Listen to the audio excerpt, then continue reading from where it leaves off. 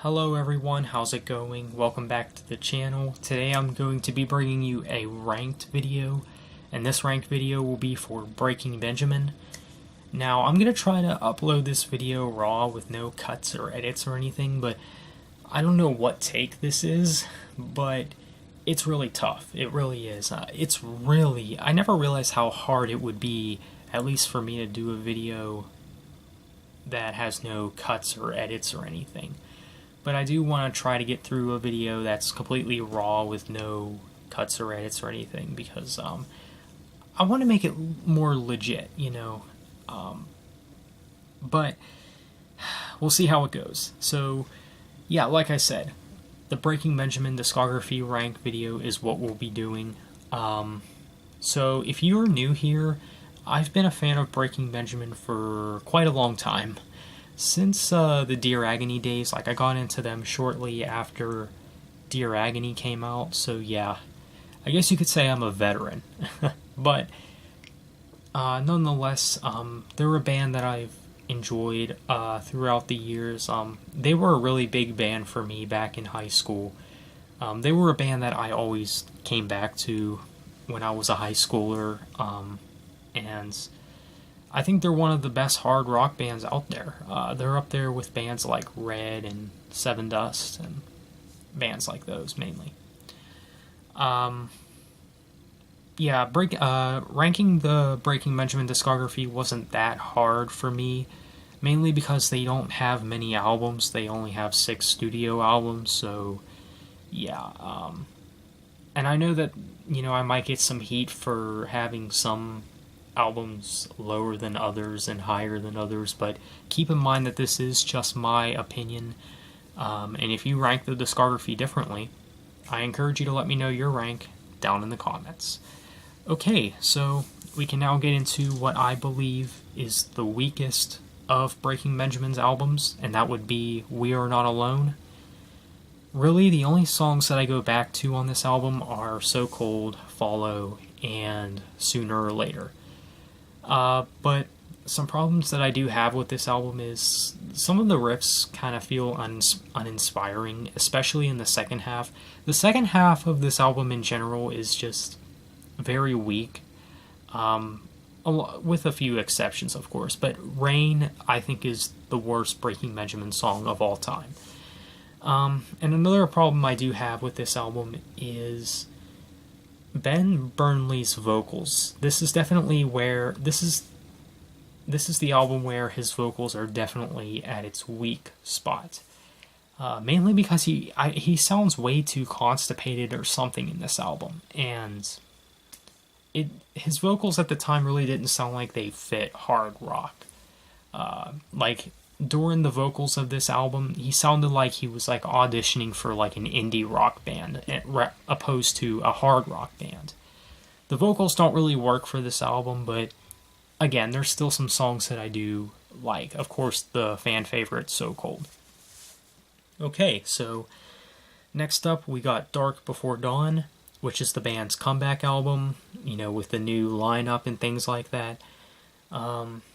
And I still do think this is a pretty good album for what it is, but the replay value isn't all there, and this is definitely not a good first Breaking Benjamin album, mainly because it's a lot more generic compared to a lot of their other works. Like, if this were to be my first Breaking Benjamin album, I would probably think there's nothing really that special about this band, but there is still some songs that I do like. Of course, Failure, I remember when that first came out as a single, and Close to Heaven is a song that I've always liked.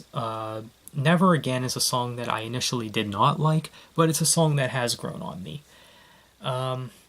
Yeah, definitely not an album that I'd recommend for people who are just now getting into Breaking Benjamin. Mainly because there's just not much about this album that really jumps out at you or really stand out, other than maybe a few exceptions. But overall, definitely not one of the best Breaking Benjamin albums, in my opinion. I think Breaking Benjamin played it just a little too safe with Dark Before Dawn. They really didn't go outside the box all that much. Alright, so Next up, we got Ember, which is the band's latest album. I do think this album was definitely an improvement from Dark Before Dawn, mainly because they brought back some of the aggression, and the melodies are just really good in my opinion, and this album has a cool vibe to it, although it is a very short album. I know the album has 12 tracks, but it only has 10 actual songs, like Dark Before Dawn. But I hope with the next Breaking Benjamin album, album number 7, I really do hope that they leave the intros and outros out of the picture. I don't know why they kept doing the intros and outros for as long as they've been doing them. They did them since the hiatus, since they got back from the hiatus, but from what I could take from it, I think they're trying to recapture the Phobia vibe, but I think it's time to move on from the intros and outros. That's just my opinion. But I do like Ember as an album, though. Feed the Wolf, Red Cold River. I remember when Red Cold River came out as a single, that was a highly anticipated single. And Psycho, I think, is a song that's pretty overlooked in my opinion. Not a song that's talked about enough. And I think Close Your Eyes is pretty underrated, too.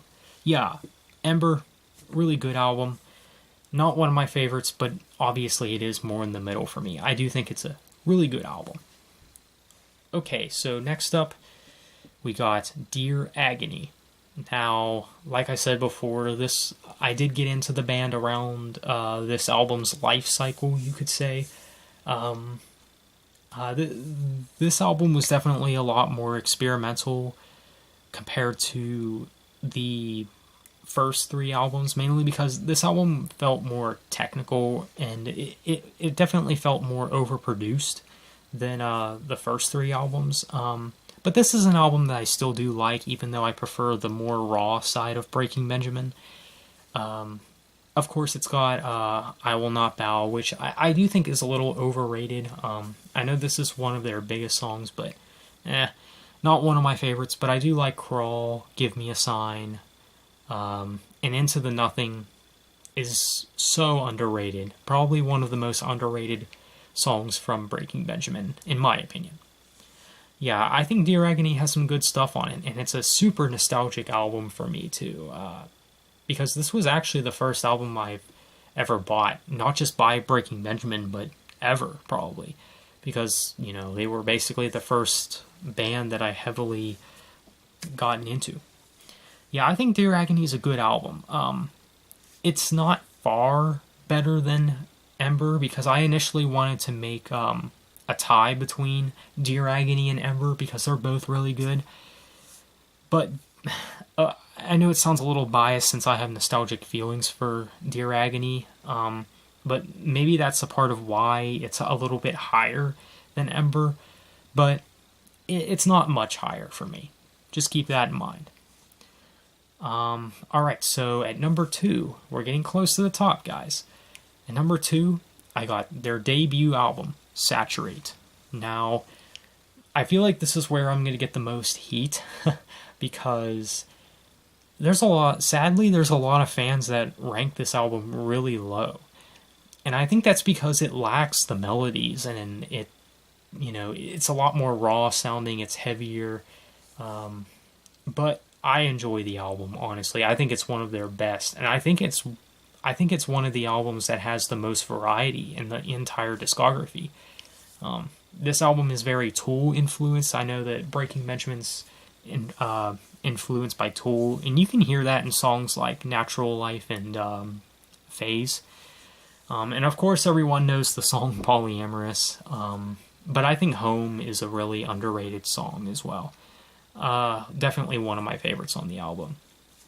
Yeah, I like Saturate. Now, when I first got into the band, this was not one of my favorites, but it's actually grown up to be my second favorite. Mainly because I just love the rawness and the variety that's in this album. I think this album does have a lot of variety.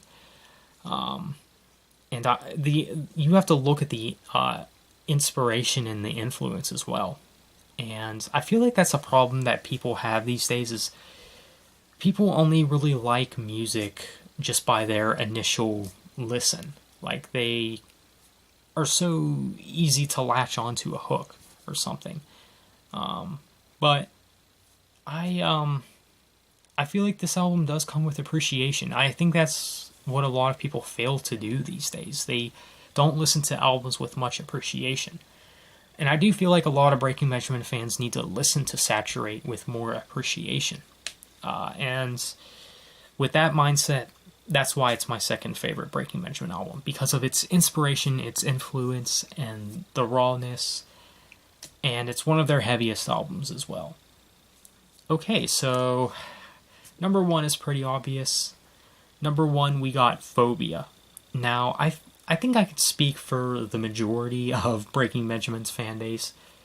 I feel like there's a lot of people that say that Phobia is the best Breaking Benjamin album, and for good reason. I feel like this is another one of their albums that has a lot of variety.